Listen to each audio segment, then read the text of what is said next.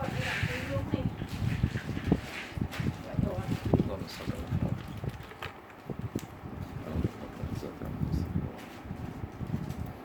Assalamualaikum warahmatullahi wabarakatuh, tuan-tuan dan puan. Kita masih lagi dalam bulan Ramadan. InsyaAllah semoga Allah Ta'ala bagi kita kemudahan dan kekuatan untuk tunaikan ibadah puasa, salat tarawih dan memperbanyakkan amalan-amalannya insyaAllah.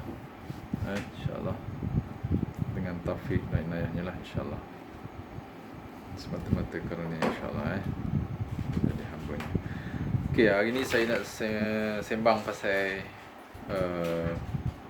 gastric dan GERD, tentang penggunaan cuka peraman, cuka apple ataupun cuka nipah, cuka kelapa, cuka pisang. Ada orang boleh buat cuka pisang, ada orang buat cuka betik lah, macam-macam cuka lah, cuka anggur, cuka beras, macam-macam cuka.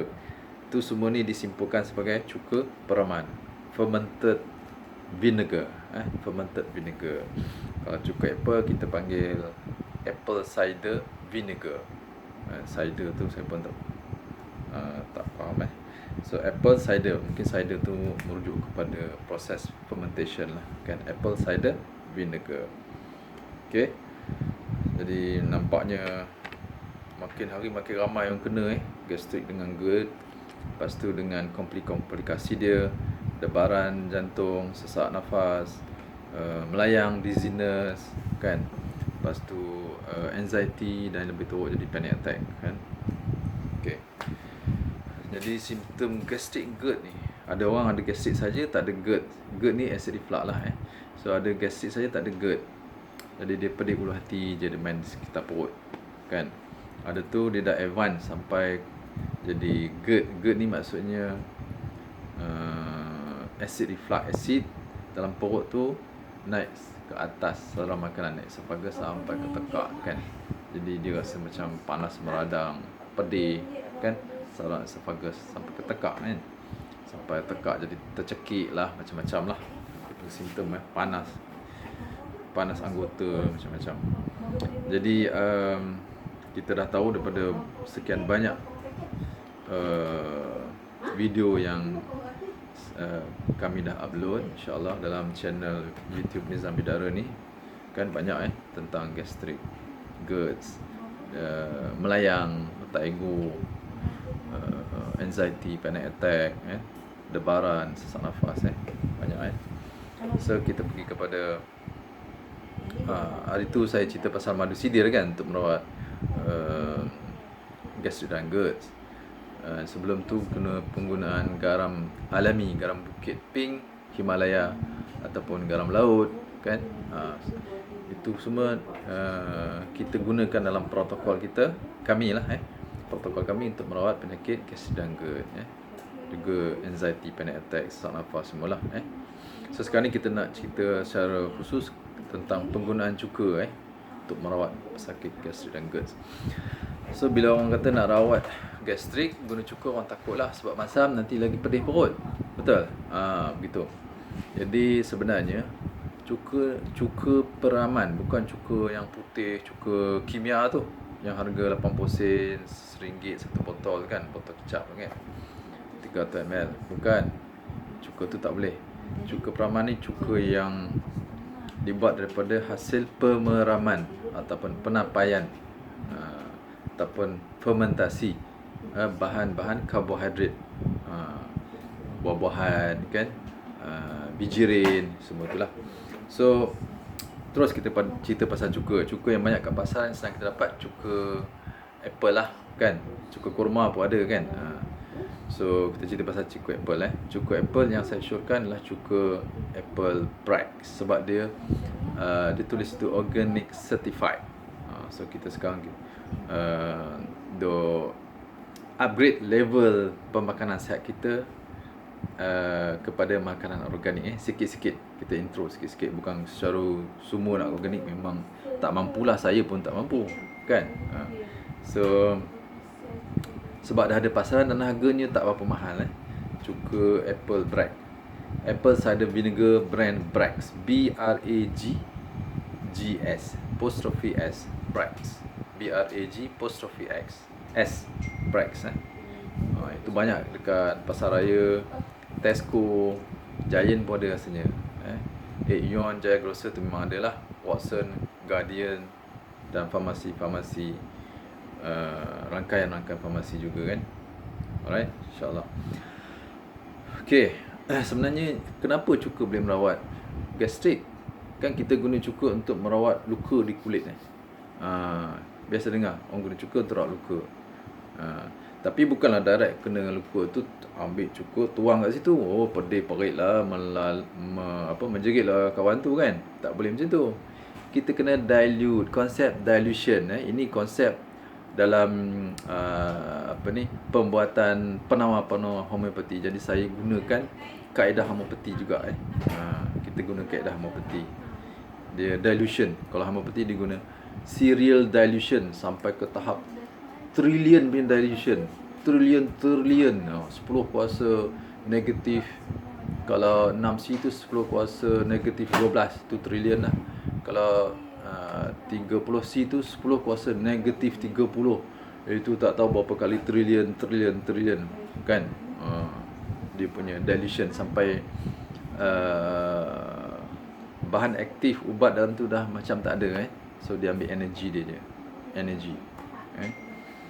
Okay. So yang ni kita tak begitu. Kita bukan homeopati. Kita menggunakan bahan fizikal, bahan nutrien, bahan bioactive compound, functional foods, supplement, kita guna bahan. Cuma kita reduce dia punya dose dengan cara pencairan, dilution. Jadi kita guna cuka 3 titis saja masuk dalam air setengah cawan atau suku cawan pun boleh. 3 titis saja. 1 titik, 2 titik, 3 titik. Titik lah. Tuang atas sudu sikit kan. Sikit je dalam suku sudu, lepas tu titikkan lah. Setitik, 2 titik, 3 titik. Kan? Ataupun kalau ada dropper, guna dropper kan. Boleh simpan balik kan. InsyaAllah. So 3 titis dalam setengah cawan atau 1/3 cawan atau sesuku cawan. Dan campur dengan madu. Madu Westcoby pun boleh, Capilano boleh kan. Madu sidir kan. Janganlah madu masam pula, madu manis, supaya dia seimbang. Dia jadi cushion effect pada perut kita. Benda masam dengan benda manis, dia akan jadi balance kan. Kalau buah masam makan dengan garam ataupun benda manis, itu dia balancing. So kita akan pedih perut. 3 titis lagi memang tak pedih lah kan. Bukan makan satu sudu besar, bukan makan satu sudu teh. 3 titis sahaja. Ini untuk merawat merawat gastrik dan GERD, pedih perut, pedih ulu hati, angin, kembung semua begitu. So makan tu, minum tu campur dengan gula perang organik. Gula perang organik atau madu yang manis-manis. Madu yang manis, Westcoby, Capilano, madu sidir, madu Arab kan. Saya madu Arab biasa makan Al-Wiqayah murah kan. Itu makan harian lah. Sekarang ni kita cuba makan madu sidir. Okay. So minum air cuka apple ni yang telah didilutekan tadi, ada 2 cara. Ada 2 masa. Pertama, sebelum makan 5 minit sahaja. Jangan lama-lama sangat, nanti perut jadi angin balik. 5 minit kita nak sediakan enzim dalam perut kita kan, dan dimerawat sikit dia punya radang dalam tu. Cuka peraman dia ada bahan antioksidan, ada bahan anti radang. Walaupun dia ada acetic acid, tapi acetic acid dalam cuka peraman paling tinggi 6%. So biasanya dalam 4 hingga 6%. Kemudian dia ada mineral, micro elements, electrolyte, maknanya ada sodium, potassium, magnesium dan macam-macam lagi lah, micro elements, minerals dalam tu. Dan juga dia ada, kalau cuka apple ni ada sedikit lah pectin, soluble fibers, jenis prebiotics. Di samping juga ada bakteria dalam tu lah kan, bakteria probiotics. Dan juga ada mikronutrien yang lain. Antioksidan dengan anti radang tu sejenis mikronutrien atau phytonutrien dalam apple yang memang dah ada, yang kita guna untuk peram buat cuka, ataupun hasil aktiviti bakteria,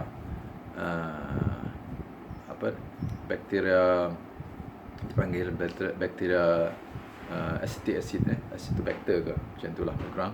So dia menghasilkan metabolite, maknanya dia punya bahan buangan kan. Bahan buangan tu menjadi nutrien kepada tubuh kita, memberi manfaat, bukan bahan toksin. Ini bakteria baik. Okay. Cara peraman yang buat cuka berbeza. Kalau makanan yang rosak lain. Ini kita buat cuka, dia menghasilkan bahan yang bermanfaat, nutrisi, nutrien, mikronutrien kepada tubuh kita. Enzim, hormon pun ada. Begitu. So dia tak sama dengan makanan yang rosak. Itu pun seolah macam peram juga, tapi rosak kan. Dibiar lama rosak lah. Tapi kalau diperam dan buat cuka, itu keadaan terkawal. Masa pun ada masa dia, tempoh masa dia kan, pemeraman. Okey, itu akan menghasilkan bahan yang bermanfaat untuk tubuh kita. Okey, dia ada enzim itu yang bermanfaat untuk kita punya tubuh.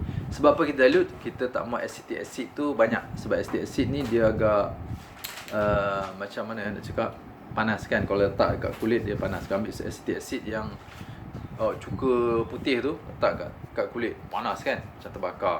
Dia macam panas, terbakar lah kan, macam burning sensation. So sifat acetic acid. Tapi dalam cuka ada 4%, 6%. Lepas tu kita ambil titis, dia 3 titis dalam setengah cawan air. Kalau nak cawan-cawan lah, setengah cawan atau 1/3 cawan. Jadi dah acetic acid dia terlalu sedikit, berapa miligram kan, even 1 miligram tak sampai, 0 miligram tak ada efek. Malah dia memberi satu kebaikan, penyembuhan, dia reverse reverse pula. So konsep dalam perubatan, dos tinggi, kalau bahan tu ada bahan toksik, dos tinggi dia memudaratkan sel, mencederakan sel, membunuh sel kan, menyakitkan. Tapi bila ke dilute sampai satu tahap, dilution dia yang begitu rendah, dia boleh memberi manfaat, boleh menawarkan racun tu balik. Ni konsep homopati homopati punya penawar. Macam mana dia buat penawar? Bahan yang toksik dijadikan penawar dengan cara kaedah dilution. Dilution. Begitu juga ubat hospital kan, ubat antibiotik semua, itu ada dos dia. Dia ada dos dia berapa miligram kan. Tapi ini kita nak cerita pasal cuka. Alright. So 5 minit sebelum makan ambil minuman yang ada cuka tadi, ataupun selepas makan dalam lingkungan 1 jam atau 45 minit. Begitu, setengah jam ke. Sebab kita nak 1 jam tu bukan apa, nak bagi makanan tu enap sikit supaya dia nak rawat dalam perut, dinding perut. Tapi kalau nak bantu penghadaman, elok sebelum makan kan. Sebelum makan 5 minit. Tak boleh lama. Kalau lama nanti dia jadi angin ker pula kan. Sebab tak ada makanan masuk. Dia dah promote jus gastrik. Jus gastrik dikeluarkan untuk menghadam makanan.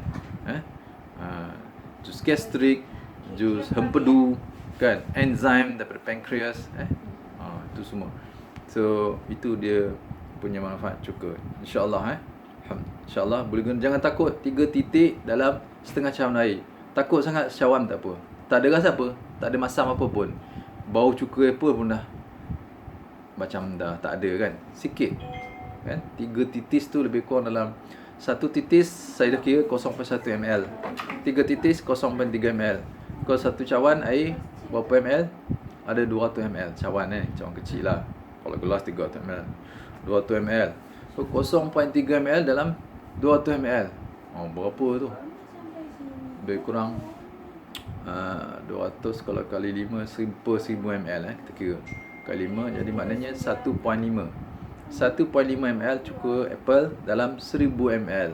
Allah, sikit sangat dia punya konsentrasi cuka dalam air tadi alright. So sedikit sangat, jangan takut makan. InsyaAllah memang banyak boleh rawat. InsyaAllah. Ada kes-kes kes orang nak kena ulcer perut teruk bukan gastrik. Ulcer ni dia macam kudis dalam perut. Kudis itu teruk kudis. Nak kena operate, dia makan cuka apple. Tak jadi operate insya-Allah. Tapi jangan pergi makan satu sudu makan darat macam tu lagi tak boleh. Berguling atas lantai sakit kan. Tak boleh begitu Itu kaedah dia insya-Allah. So ambillah sekali sehari ke sekali 2 hari, sebab 3 titik je boleh 2 kali kan. Gitu. Ataupun selang sehari, bergantung pada kemampuan tubuh kita dan sejauh mana dia akan menghilangkan rasa pedih perut, pedih ulu hati, acid reflux asid naik ke atas. Dan dia boleh cuka apple ni boleh menguatkan LES, injap LES yang menyebabkan asid tu tertumpah naik ke atas. Dia berbalik naik ke atas. Itu yang dia pedih sampai ke saluran makanan, esophagus sampai ke tekak kan, sampai dia punya ni pun jadi tercekik. Alright. So itu dia khasiat cuka apple. 3 titis mula dengan 3 titis. Dah semakin baik nanti kita boleh increase dose. Boleh jadikan 5 titis, 7 titis, 9 titis, angka ganjil. Ataupun setengah sedutir, 1 sedutir dalam secawan air. Jangan minum direct begitu. So ini kaedah dia kaedah nak menggunakan cuka apple merawat gastrik dan GERD. Bila gastrik GERD baik, insya-Allah anxiety, panic attack, sesak nafas semua clear, debar-debar semua kan, dizzy semua clear. Faham So nak minum berapa kali seminggu? Minumlah selang sehari ke ataupun 3 hari berturut-turut, lepas tu selang sehari, ikut badan kita. Kalau kita rasa itu kerap sangat dan beri kesan mana reverse balik kan, kita rasa macam tak selesa, dan jarakkan dia punya frekuensi pengambilan. Selang sehari, selang 2 hari, selang 3 hari, seminggu 2 kali kan. Tapi biasanya 3 titis ni boleh ambil selang sehari lah, no issue lah. Okay, insyaAllah semoga manfaat. Okay, sila subscribe, share insyaAllah untuk manfaat online juga. Ramai betul orang kena gastrik GERD ni, especially zaman puasa ni kan. Cubalah ni kaedah ni, insyaAllah tak ada mudarat 3 titis dalam secawan air secawan tak mudarat insyaAllah. Okay, jangan takut. Selawat dulu bismillah, selawat insyaAllah. Dan kalau boleh tekan notifikasi loceng tu untuk dapat video-video yang akan datang seterusnya insyaAllah. Assalamualaikum warahmatullahi wabarakatuh.